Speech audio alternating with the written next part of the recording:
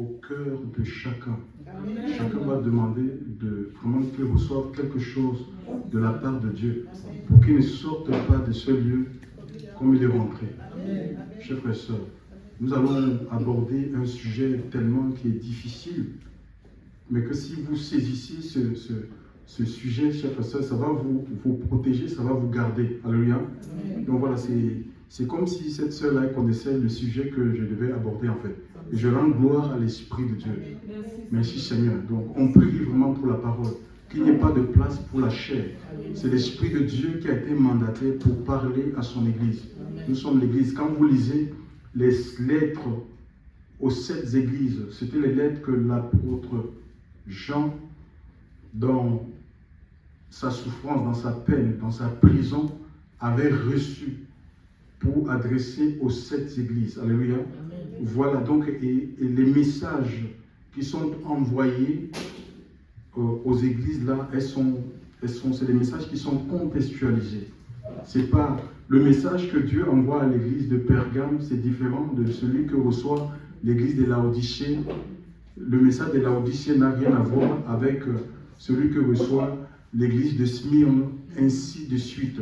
Donc Dieu parle au cœur, et il veut parler avec précision. Vraiment, puissions-nous ouvrir nos cœurs ce matin et demandons vraiment une rencontre. Alléluia, que le Seigneur puisse nous rencontrer à travers sa parole. Vous allez être ce matin doublement bénis. Bénis par la parole de Dieu et ceux qui auront besoin de la prière, chers frères et sœurs. Alléluia. Je vais prier pour ces personnes. Alléluia. Et je crois dans la puissance de Dieu. Je crois que quand on s'approche de Christ avec un cœur sincère, on ne peut pas retourner comme nous sommes venus. À lui soit toute la gloire. Donc prions pour la parole. Seigneur, je veux te rendre grâce parce que ces moments sont volés par toi pour te révéler puissamment dans nos vies, Seigneur.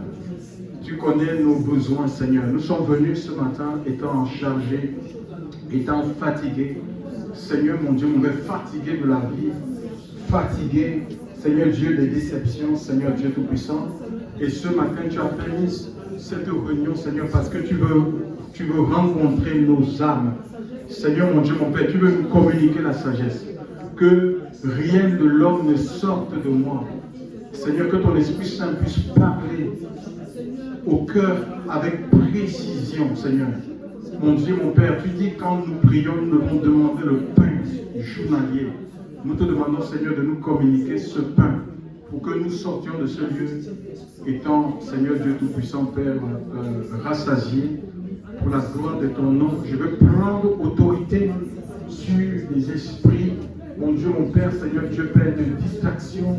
Je veux prendre autorité sur les esprits d'incrédulité, de doute, d'oppression, que l'onction de ton esprit soit relâchée ce matin dans ce lieu. Seigneur, et que les cœurs soient ouverts. Seigneur, que les nœuds dans les esprits soient consumés par la puissance du Saint-Esprit, Seigneur. Et que ta gloire, Seigneur Dieu Père, en ce matin, dans ce lieu, soit puissamment révélée. Nous te bénissons pour tout ce que tu fais, Seigneur. Tu es Dieu, Père, tu règnes dans ce lieu maintenant.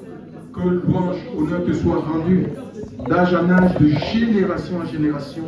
C'est dans le puissant nom de Yoshua Mashiach, nous avons ainsi prié. Amen, gloire à Dieu. Merci Seigneur.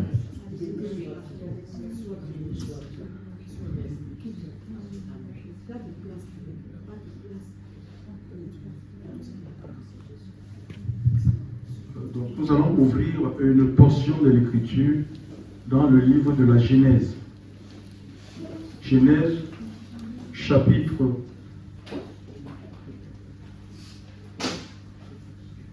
29.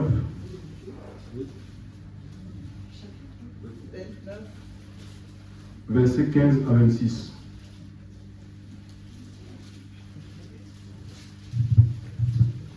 Gloire à Dieu. Donc, si quelqu'un est dans la page, et rassurez-vous que tout le monde est dans la page. La Bible, vous savez, c'est le livre des pensées de Dieu. Aujourd'hui, il y a des gens qui ont un peu qui mettent la Bible de côté. Ils veulent seulement vivre des actes du Seigneur. C'est-à-dire, quand je parle des actes du Seigneur, ce sont des miracles. Regarde. Les miracles ne nous feront pas grandir. Les miracles témoignent la présence de Dieu au milieu de nous, mais ça ne peut pas nous donner cette foi-là, cette capacité qui nous amène à affronter les vicissitudes de la vie. Nous avons besoin de la parole, de vivre les pensées de Dieu, de connaître le plan de Dieu pour notre vie, chers frères et sœurs, alléluia, d'être à l'écoute de la voix de son esprit. Le Saint-Esprit est amené à nous diriger, et ça ne peut que nous diriger dans la parole. Ça ne peut que nous conformer à ce que Dieu, aux exigences du Seigneur. Ce n'est pas dans les boîtes de nuit que le Saint-Esprit te conduira. De toute manière, ce n'est pas possible sans faire. Il dit, vous, ça fait de toi un témoin. Vous recevrez le Saint-Esprit et vous serez quoi? Les témoins de la vie de Christ, de son action, premièrement dans nos vies. Alléluia. Chers frères et sœurs dans le Seigneur, nous avons besoin de la parole de Dieu.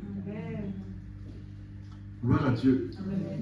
Quelqu'un peut lire Genèse. Genèse 29, versets 15 à 26.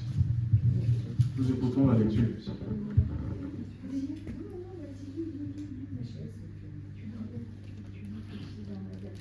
Donc la version du Mashiach. Genèse 29, verset 15. Laban dit à Jacob, me serviras-tu pour rien parce que tu es mon frère? Dis-moi quel sera ton salaire. Or, Laban avait 2 filles. Le nom de l'aînée était Léa et le nom de la cadette Rachel. Léa avait les yeux délicats, mais Rachel était belle de taille et belle de figure. Jacob aimait Rachel et il dit, je te servirai 7 ans pour Rachel, ta cadette. Laban dit, il vaut mieux que je te la donne que de la donner à un autre homme. Demeure avec moi. Ainsi Jacob servit 7 années pour Rachel, mais elles furent à ses yeux comme quelques jours à cause de son amour pour elle. Et Jacob dit à Laban, donne-moi ma femme, car mon temps est accompli, et j'irai vers elle. Laban réunit tous les hommes du lieu et fit un festin.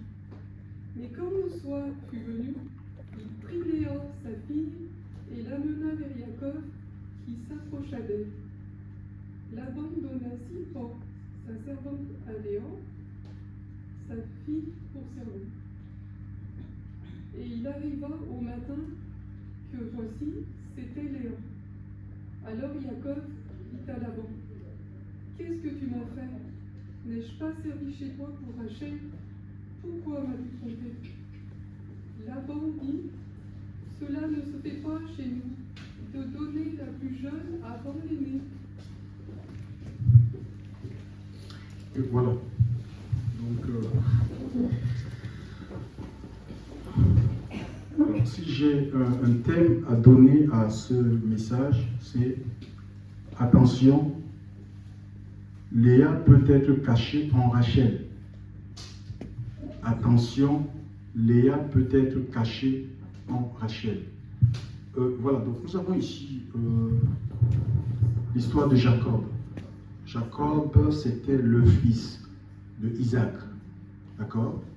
Petit-fils d'Abraham, à qui Dieu a dit, dans Genèse 12, quitte ton pays, la maison de ton père, vers le lieu que je te montrerai. Je ferai de toi le père d'une multitude de nations. C'est quelqu'un qui vivait dans la partie de l'Irak, d'accord? Et il adorait plusieurs divinités. Donc le Dieu vivant et vrai, le créateur du ciel et de la terre, va se révéler à lui avec une promesse. Donc tout ce que Abraham avait à faire, c'était de quitter cet endroit-là, là où il était né, là où il avait ses habitudes, là où il avait sûrement investi, il avait ses amis. Et ce n'est pas évident, alléluia, d'aller vers un endroit que tu ne connais pas, tu ne maîtrises pas. Il fallait qu'il suive tout simplement le Saint-Esprit, alléluia, la promesse de Dieu. Et aujourd'hui, beaucoup des enfants de Dieu veulent vivre les promesses du Seigneur, mais tout en faisant du surplace. Ils ne veulent pas quitter. Les promesses de Dieu ne peuvent pas se manifester si tu vis, toi, enfant de Dieu, si tu vis dans des péchés conscients. Si tu es assis dans ton péché, pensant que Dieu va faire quelque chose, le Seigneur n'est pas à notre service. Alléluia. Et nous avons vu dans la vie d'Abraham, Abraham s'est levé et il y a eu beaucoup de choses qui se sont faites. Par exemple, il est passé par la circoncision. Ça consistait en l'ablation du prépuce chez les mâles. C'était une épreuve qui est douloureuse. C'était la marque de l'appartenance à Dieu. Celle que le Seigneur exige aujourd'hui, ça fait mal. Hein? C'était sans anesthésie à cette époque-là. Il n'y avait pas d'anesthésie. Alléluia. Mais il fallait qu'il ait cette marque-là dans sa chair pour prouver qu'il appartient à Dieu. Chers frères et sœurs, en Christ, on devient une nouvelle créature. Et le Saint-Esprit, avec l'épée, c'est là pour séparer, chers frères et sœurs. Ça nous sépare des mauvaises habitudes, ça nous sépare de la mauvaise compagnie. Chers frères et sœurs, on ne peut pas être hybride, des chrétiens hybrides, hein, composés de plusieurs éléments. C'est-à-dire qu'on est mi-spirituel, mi-charnel. Tu dois choisir, chers frères et sœurs. Alléluia. Le Seigneur nous appelle à une vie de séparation. Sinon, tu vas te contenter de recevoir la grâce de Dieu en vain. Et les promesses que Dieu a pour ta vie ne se manifesteront jamais, chers frères et sœurs, à moins que tu prennes la décision de suivre le Seigneur. Il vous conduira dans toute la vérité. Et le Seigneur a donné son Esprit Saint. Tout comme Israël qui était sous la conduite de la nuit, personne ne connaissait la direction de la terre promise. Ils suivaient la nuée, et c'est la nuée qui les a amenés dans l'accomplissement, en fait, qui les a fait rentrer dans le repos. C'est difficile, en fait, parce que nous, on a nos voies, en fait. Telle voie paraît droit à l'homme, l'Écriture nous dit que l'issue, c'est quoi? C'est la perdition. Donc Dieu ne nous a pas appelés pour qu'on continue à suivre nos propres voies, qu'on continue à marcher selon notre intelligence, chers frères et sœurs, à programmer par nous-mêmes. Parce que nous avons une intelligence qui est limitée. Dieu, c'est l'intelligence illimitée. Donc il faut se confier au Seigneur. Et les promesses que Dieu a pour toi sont meilleures que les promesses que tu peux avoir pour ta propre vie, que tes parents peuvent avoir pour ta propre vie. Alléluia. Il dit, je connais des projets que j'ai formés sur vous dans le prophète Isaïe, des projets de paix et non de malheur, afin de vous donner un avenir et de l'espérance. Donc les enfants de Dieu qui sont attachés à Dieu, attachés à Christ, qui sont mariés à Christ, je ne parle pas d'être marié à un bâtiment, je ne parle pas d'être marié à une organisation, parce qu'il y a des gens qui ont donné leur vie à des organisations, à des structures. Ils suivent les hommes à l'aveuglette. Ils ont donné leur vie aux hommes. Je ne parle pas de ça en fait. Il est question de donner sa vie à Jésus et de dépendre. Il ne veut pas seulement être le sauveur. Beaucoup l'ont reconnu, ils le reconnaissent seulement comme le sauveur, mais il ne règne pas dans leur vie. Alléluia. Il veut régner en nous. C'est-à-dire, il veut nous dominer. Et notre vie doit être régie par ses lois. C'est lui le roi régnant. Alléluia. Gloire à Dieu. Donc, il veut nous conduire. Abraham était dans cette conduite-là. Et il est passé par la circoncision. Et il y a eu des séparations avec son neveu, sa propre chair. Il n'y a pas de sentiment, mes amis. Il n'y a pas de sentiment dans les choses de Dieu. Si tu suis les sentiments, c'est quoi le Seigneur va dire. Ça ne veut pas dire que Dieu veut qu'on se sépare des membres de nos familles, qu'on se sépare de nos enfants, qu'on se désolidarise, chers frères et sœurs. Non, il y a des gens dans les membres de nos familles, nos enfants. Qu'est-ce que le diable fait? Il utilise parfois les liens les plus forts pour nous influencer, pour qu'on ne puisse pas avancer, chers frères et sœurs. Pour nous donner des conseils qui sont contraires à ce que Dieu nous a dit. Alléluia. Et ceci dans le but de nous sortir de la voie de Dieu. C'est pourquoi le Seigneur dit, celui qui ne hait pas son père, sa mère, il n'est pas digne de lui. Alléluia. Donc c'est une chose, parce qu'à un moment donné, Satan peut utiliser tes parents pour que tu n'obéisses pas au Seigneur. Alléluia. Donc on doit obéir à Dieu. Alléluia. On doit obéir à Dieu. Si Dieu nous donne une injonction, il faut que nous nous soumettions à cette injonction. Même si elle est contraire à nos coutumes, à nos traditions, à nos us, à nos habitudes, nous devons écouter ce que Dieu nous dit. Alléluia. Voilà, c'est lui qui doit être le premier servi, le premier écouté dans notre vie. Donc il s'est séparé avec l'autre. Hein.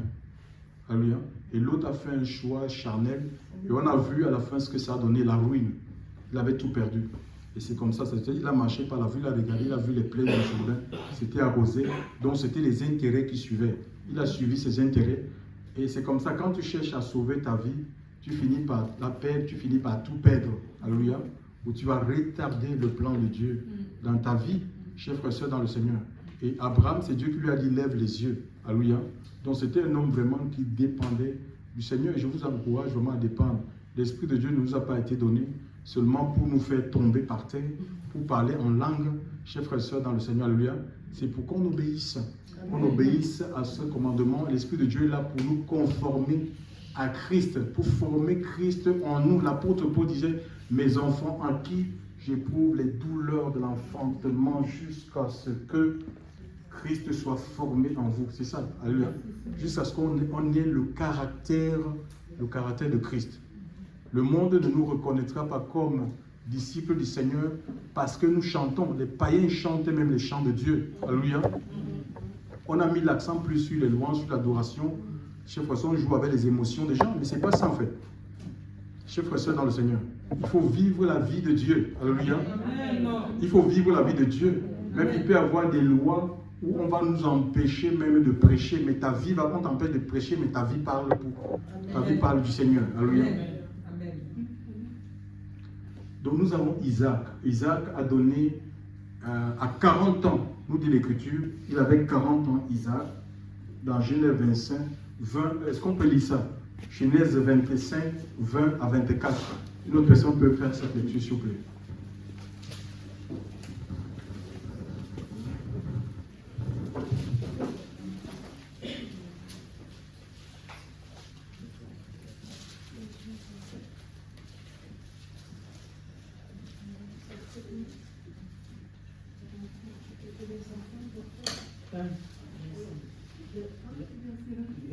Oui, Genèse chapitre 27, verset 20 à 24.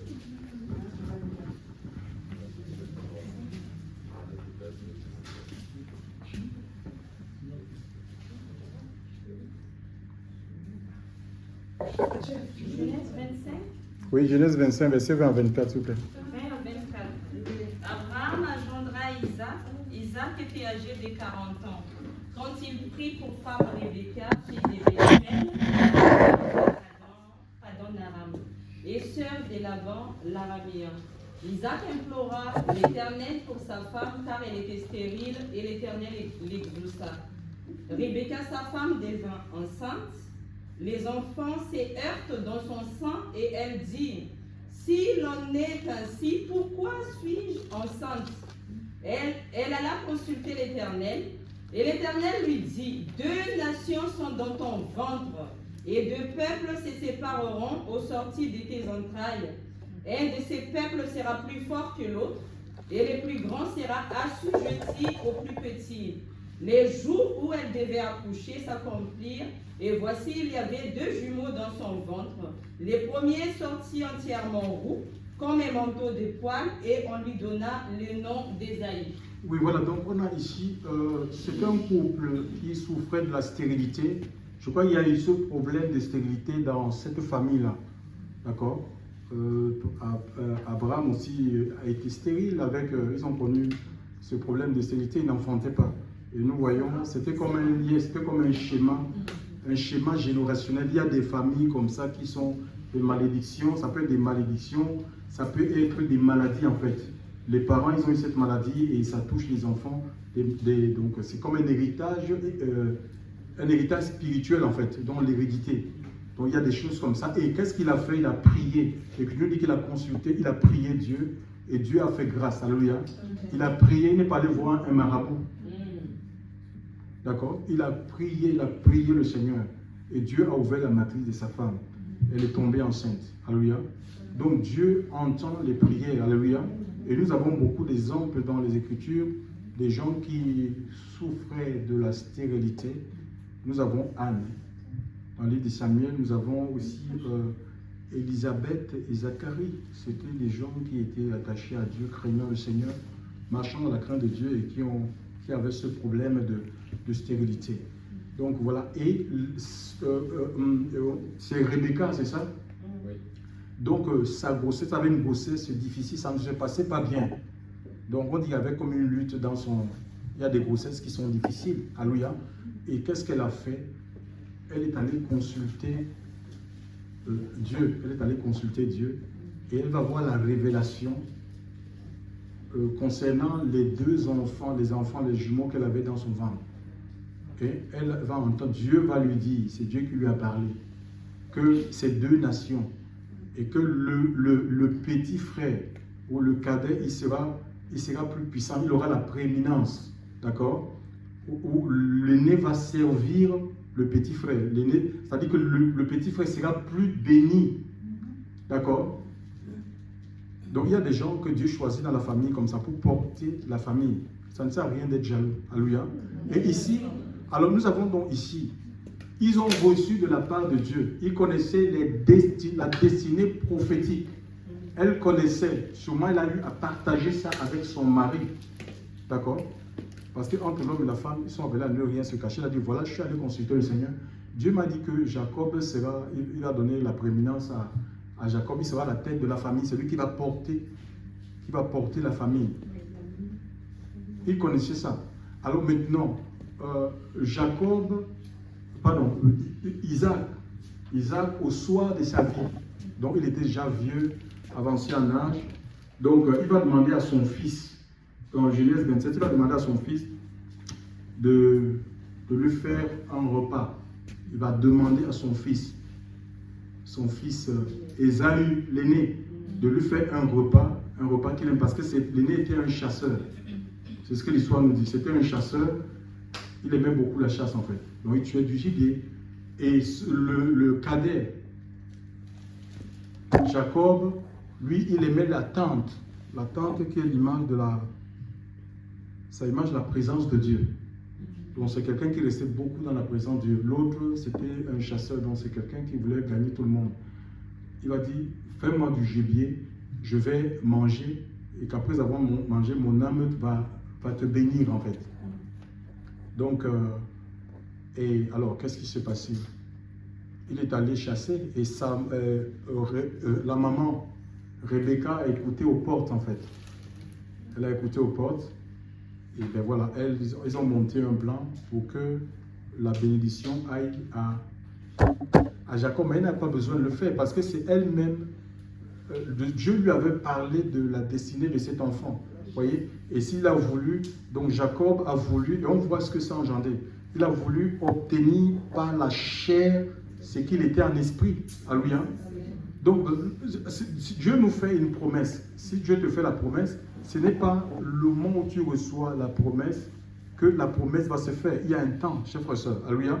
Ça a pris 40 ans pour que Israël puisse rentrer dans l'accomplissement des promesses de Dieu. Ça a pris 25 ans pour que Abraham puisse, Sarah puisse expérimenter les douleurs de l'enfantement. Alléluia. Mais cependant, ça ne veut pas dire que Dieu ne fait rien. Il travaille dans notre vie. Il nous prépare, chers frères et sœurs. Alléluia. Il y a des choses qu'il enlève en nous pour qu'on ne dise pas que c'est notre force, c'est notre puissance, c'est notre capacité, c'est nos relations qui nous ont amenés à tel niveau. Alléluia. Il y a un travail de Dieu qui se fait. Et les gens, il y a beaucoup d'impatience, chers frères et sœurs. Si on est des gens impatients, nous allons manquer les visitations du Seigneur. La Bible dit dans le livre de Hébreux, dit par là, car vous avez besoin de la persévérance, c'est le même mot que patience, afin qu'après avoir accompli la volonté de Dieu, vous obteniez ce qu'il vous a promis. Les promesses de Dieu sont certaines. Alléluia. Dieu n'est pas un homme pour mentir, ni le fils de l'homme pour se repentir. Alléluia. Même si tu as des temps de découragement, ça peut arriver, mais tu ne dois pas baisser la main du Seigneur. Alléluia. Tu dois continuer à le suivre. Il est celui qui fait toutes bonnes choses. Pas à notre temps, mais en son temps. Alléluia. Il fait toutes bonnes choses à son temps. Tu peux crier comme tu veux, mais c'est au temps de Dieu que les choses s'accomplissent. Et connaître ce temps, le meilleur. Le temps de Dieu est le temps de Dieu est le meilleur. Gloire à Dieu. Merci Seigneur, tu es vivant. Donc, il a voulu obtenir et on voit ce que ça a causé. Donc, ça a irrité. Quand son frère est venu après, ça a fait quoi? Ça a irrité et dans son cœur, ça a développé ce qu'on appelle la rancune. Il a dit, mais je vais... Parce qu'il n'y avait plus de bénédiction. Son père avait vomi toute la bénédiction. De toute façon, cette bénédiction lui était destinée. Et qu'est-ce qu'il va faire? Il sera obligé de fuir. Il va devenir un fugitif. Il va fuir parce que son frère a dit, j'attends que mon père meure et comme ça je vais le tuer. Vous voyez, donc ça a développé la haine, la rancune, chers frères et sœurs. Et il a fui, d'accord? Il a fui et il s'est retrouvé chez Laban. Laban, son oncle, le frère de sa mère. Donc ici, à l'époque, les frères et sœurs, ils se mariaient parce qu'il n'y avait pas encore, il n'y avait pas beaucoup de monde en fait. Et puis il n'y avait pas une loi, il n'y avait pas de loi. La loi vient 430 ans après Abraham. Donc c'était autorisé parce que quand il y a la loi, ça veut dire qu'il y a des choses qu'on ne peut plus faire en fait. Il n'y avait pas de loi, donc on ne pouvait pas savoir que c'est le péché. Donc ce n'était pas un péché d'épouser sa sœur à cette époque-là. Parce qu'il n'y avait pas de loi qui interdisait, il n'y avait pas de législation. Alléluia. Dieu va légiférer sous Moïse. Donc ici, il va rentrer à Padam Aram et directement il va jeter son dévolu sur Rachel. Alléluia. Il va dire, mais c'est celle-là. Vous voyez la chair. Il n'a rien reçu de la part de Dieu. Il a dit, c'est celle-là.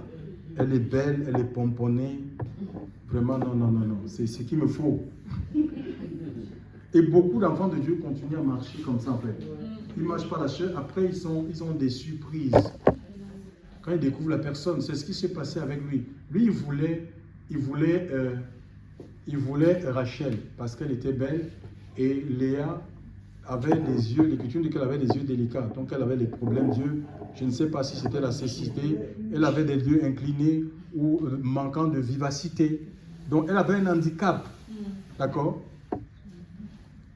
Il a travaillé 7 ans, ce n'était pas la dot. C'est lui-même qui a dit, bon, je ne peux pas te donner, je ne peux pas prendre ta fille comme ça. Il a décidé lui-même de travailler. Voilà une bêtise.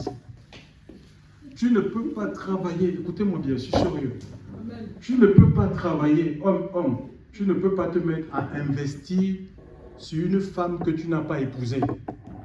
Même si tu as fait la promesse, c'est une promesse. Même la promesse de mariage, ce qu'on appelle les fiançailles, ça ne veut pas dire que vous êtes déjà marié. Mais tu peux rationner, tu peux faire des attentions en fait. Mais tu ne peux pas te mettre, tu vas construire une maison à une femme que tu n'as pas encore épousée. Et si ou bien vous avez une promesse de mariage. Et si maintenant cette femme-là, parce que les humains sont changeants, elle peut changer d'avis, elle peut rencontrer, peut-être faire une autre rencontre de quelqu'un qui est encore mieux que toi, mieux loti que toi et te laisse, tu vas souffrir. J'ai vu des frères dans les assemblées pleurant parce qu'ils avaient investi sur des femmes. Alléluia. Parce qu'ils avaient des yeux sur les femmes, il y a des erreurs qu'on commet comme ça en fait. Tu te mets à investir, tu achètes des voitures, tu achètes. Certains vont même jusqu'à se suicider. J'ai rencontré des jeunes. Ah oui, parce qu'un autre a pris la femme et ça peut pousser. Ce sont des blessures de l'âme, chers frères et sœurs. C'est des blessures de l'âme. Les psychologues ne peuvent rien. Il faut seulement la grâce de Dieu. C'est pas si important. Il faut pas, ne vous fiez pas aux apparences. Alléluia. Ne vous fiez pas aux apparences. Tu ne maries pas une femme par rapport à son apparence. Il faut vraiment, tu as le témoignage intérieur. Consulte Dieu pour savoir, Seigneur, est-ce que c'est dans ton plan pour ma vie? Alléluia. Mais c'est pourquoi les gens, ils divorcent, ils se remarient, ils vont d'homme en homme, de femme en femme. On ne comprend même dans le Seigneur. La foi que vous voyez là, il y a l'œil de la foi. Tu dois percevoir. Alléluia. Il faut arrêter de voir. Tu dois percevoir. On perçoit son mari. Alléluia. On perçoit sa compagne. Tu dois voir avec les yeux de l'esprit. Alléluia. Sinon, aujourd'hui, un coup, tu as dit, parce que tu fais des choix charnels, tu vas naviguer à travers des émotions. Je vous dis, il a voulu obtenir par la chair ce qu'il était dans l'esprit et ça l'a causé des ennuis. Donc il y a des chrétiens comme ça, émotionnels, qui fonctionnent avec l'âme. L'âme consiste en l'intelligence, la volonté, les émotions, en fait, les sentiments. Et les sentiments peuvent, ça change. Les humeurs, nos émotions changent en fonction des circonstances, des événements, chers frères et sœurs, dans le Seigneur. Donc il faut être convaincu que c'est Dieu vraiment qui te parle et que ça vient du Seigneur. Alléluia. Il peut y avoir Dieu ne nous donne pas quelqu'un qui est parfait. Donc ça, c'est encore une utopie. Il y a des gens qui je ne sais pas, ils rêvent d'une femme qui n'a pas de nombril ou d'un homme qui c'est pas vrai. Alléluia. C'est pas vrai. En étant ensemble, vous allez vous parfaire en fait. Donc les caractères vont s'affronter, mais il faut que ça vienne de Dieu. Vous allez être en capacité de vous supporter, chers frères et sœurs dans le Seigneur. Ce n'est pas rose, le mariage.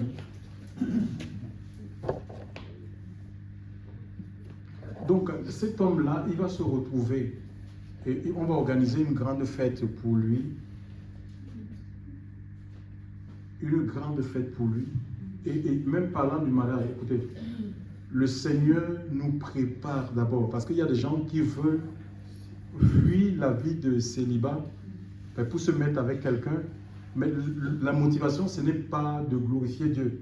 C'est peut-être, oui, si je suis avec lui, comme ça on va se partager les factures. C'est pas les bonnes motivations, ça. On va se partager les factures. Ou bien voilà, il y a des gens, je suis rentré, moi j'ai un travail qui me permet de rentrer chez des personnes. Parfois tu trouves des femmes, tellement elles sont bien maquillées, mais la cuisine, tu trouves des tas d'assiettes qui ont fait, je ne sais pas, des jours avec, on appelle ça, avec la mousse. Vous voyez un peu? Mais oui, avec la moisissure, chers frères et sœurs dans le Seigneur. Bon, imagine un homme. Même moi, quand je rentre comme ça, c'est sûr, j'ai dit que mes ça veut dire que moi je vais devenir esclave d'une pareille personne. Et oui, c'est ce qui me vient directement en tête en fait. Tu vois, mais les gens ils veulent se marier en fait.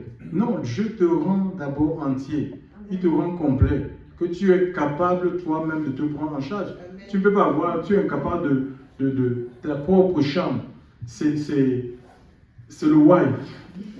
Un désordre, tes habits sont n'importe comment, c'est pas plié. Même parfois, j'ai eu à héberger des gens qui disaient être chrétiennes, des chrétiennes, même donnant une chambre, même les serviettes de femmes là, avec du sang dans la chambre, elles étaient incapables d'enlever. Mais c'est terrible. Mais elles pouvaient bloquer la salle de bain pendant 2 heures, seulement pour se maquiller. Chers frères et sœurs, ne vous fiez pas aux apparences. Je vous l'arrêter. Soyez des hommes et des femmes qui marchent dans l'Esprit de Dieu. Il faut marcher avec l'Esprit de Dieu, sinon tu vas être déçu, chers frères et sœurs dans le Seigneur. Ce qu'on voit, tout ce qu'on voit, ce n'est pas ce qui est.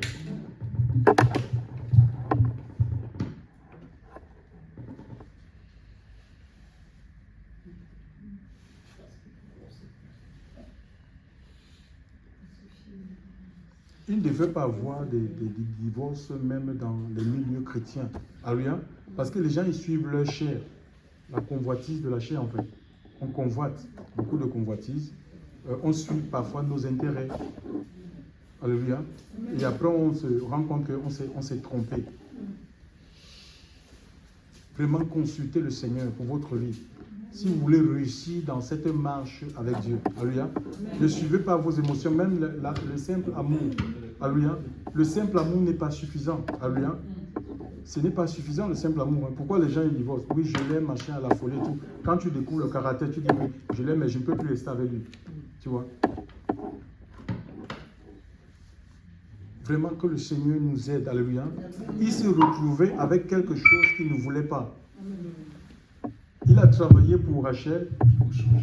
Il a travaillé pour Rachel. Et maintenant, il découvre dans la nuit que c'était, étant dans la maison, que c'est une autre personne. Ce n'est pas ce qu'il a fait. Ce n'est pas ce qu'il a voulu, en fait. Donc, il y a des gens comme ça. Il va dire, oui, mais les gens qui disent être des chrétiens, ce n'est pas parce qu'on est dans la foule, en fait. Ce n'est pas tout le monde dans la foule qui est enfant de Dieu ou qui craint le Seigneur. Alléluia. Tu vas dire, oui, mais c'est un chrétien, il parle de Dieu. Mais Satan parle des Écritures. Il a utilisé les Écritures pour essayer de sortir Jésus de la voie de Dieu. Ce n'est pas un critère, s'il vous plaît. Et Dieu nous a donné le témoignage intérieur, l'Esprit de Dieu qui rend témoignage à ton esprit que tu es enfant de Dieu, et l'Esprit de Dieu te révèle les vices. Alléluia. Les pièges qui sont cachés. Le Saint-Esprit. Alléluia. Oui, c'est un esprit de révélation. Amen. Ou un coup je veux, un coup je ne veux pas. Non, ça ne marche pas comme ça. Ça, c'est la chair, ça ce sont les émotions. Hein? Vous voyez, donc la dame, elle parlait, elle a donné son témoignage, que son mari agissait un peu comme une jouette. Il y a des gens comme ça. Ils sont dans l'esprit, il va te dire oui, on fait ça, et demain, ils ne tiennent pas sa parole. Je ne veux, oui, l'esprit me dit de ne plus faire ça. L'esprit me demande de faire ça, et puis 2 minutes après, l'esprit dit que non, l'esprit est contre ça. Chef, ça c'est quoi? Ça c'est la chair, ça c'est les sentiments. Alléluia. Ce n'est pas ça, agir avec conviction. Donc il s'est retrouvé avec quelque chose qu'il ne fallait pas. Et maintenant, frère, dans la foi, là, quand on se marie, là, c'est pour la vie. Hein. Si tu épouses un sorcier, tu restes avec le sorcier là jusqu'à ta délivrance. Maintenant, tu vas la délivrer jusqu'à ce que l'esprit de sorcellerie quitte la personne. Oui, ce n'est pas qu'on dit, oh, mais je me suis trompé que c'était une sorcière. Oui, mais qui t'a envoyé? Est-ce que tu as consulté le Seigneur?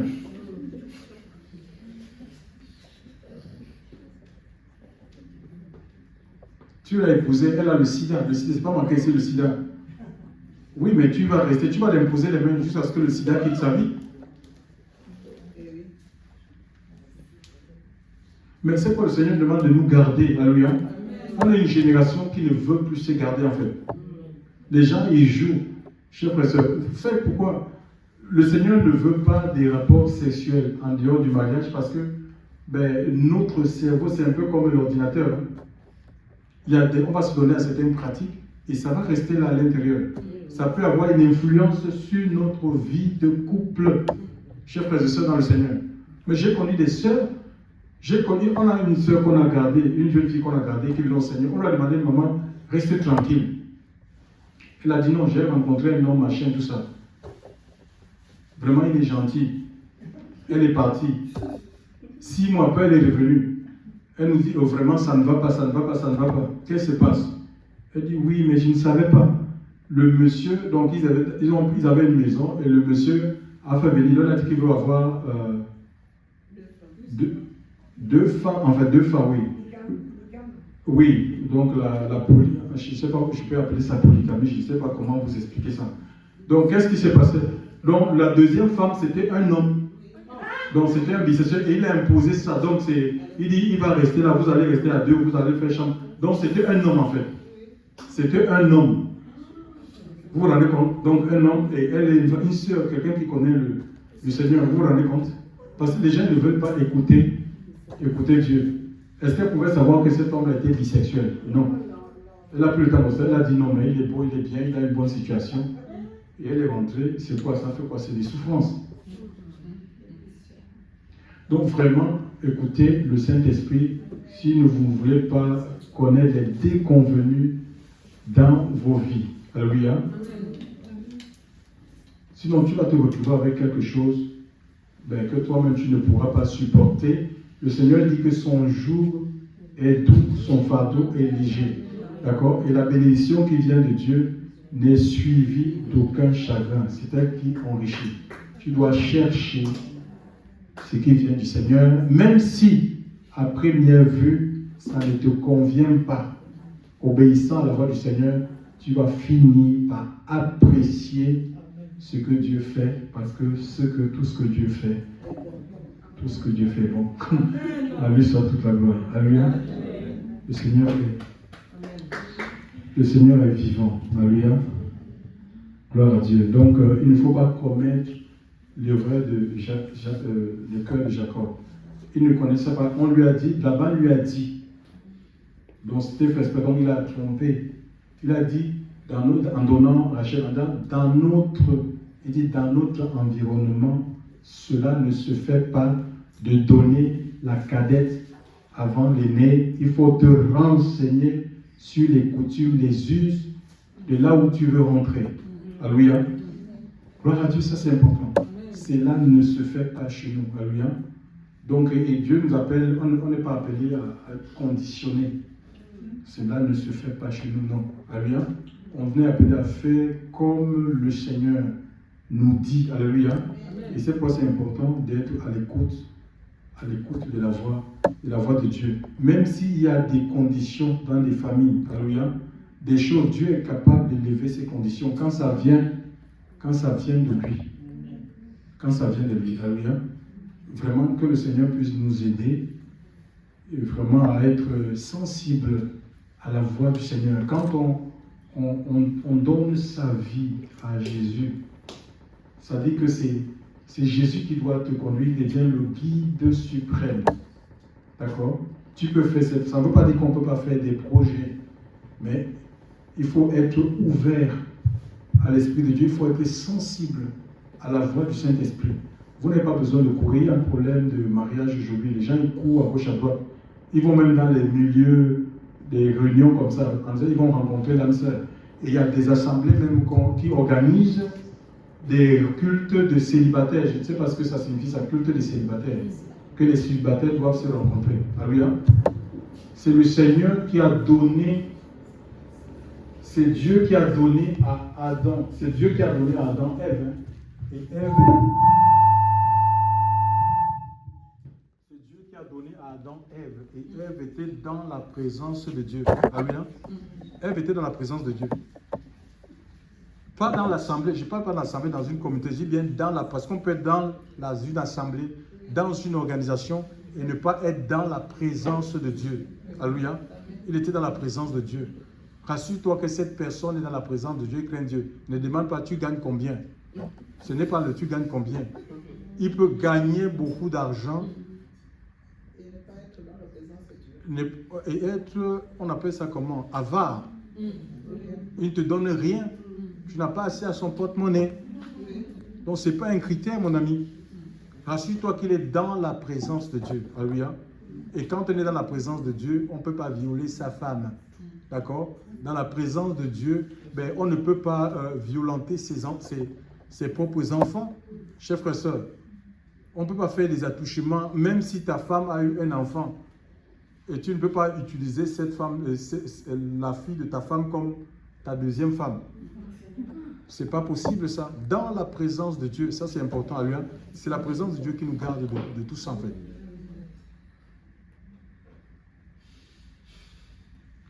Vraiment, demandons pardon. Ici, il y a des jeunes qui se sont mis avec. Tu ne peux pas te mettre avec des personnes, il n'y a pas de projet. Vous ne vous projetez, vous n'avez aucun projet d'avenir. Vous vivez comme ça. Il y a des gens comme ça, non, je me mets d'abord avec lui en attendant que le bon vienne.